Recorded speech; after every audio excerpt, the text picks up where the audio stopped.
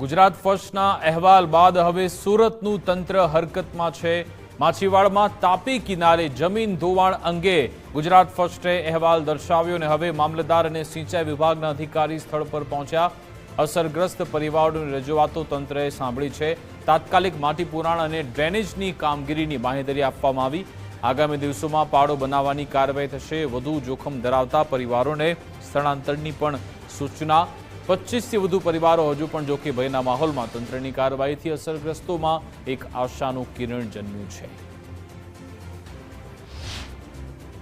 કામરેજ ગામ આવેલા અમારા માછીવાર રોવર આવ્યા છે। ત્યાં 4 દિવસ પહેલા વરસાદ ભર્યો એની લીધે ધોવાણ થઈ ગયા છે। પારો નુકસાન વધારે થયું છે એટલે જોવા માટે આવ્યા છે।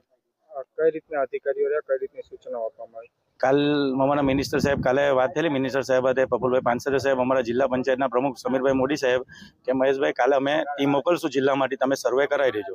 ને ઓલરેડી ટીમ આવી ગઈ છે અને સર્વે કરે છે ને સાહેબ લોકોનું પ્રોત્સાહન સારું મળ્યું છે। જેટલી યોજના મળે આ લોકોને સહાય મળે તે બી કરશું આગળ। ને આ પારા માટે એ લોકોએ જાણ કરી છે, જિલ્લામાંથી બીજી ટીમ આવે છે।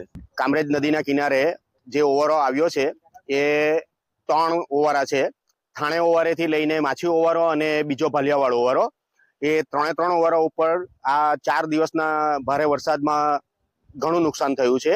ત્યાંના રહેવાસીઓનું પોતાનું જાનનું જોખમ પણ રહ્યું છે।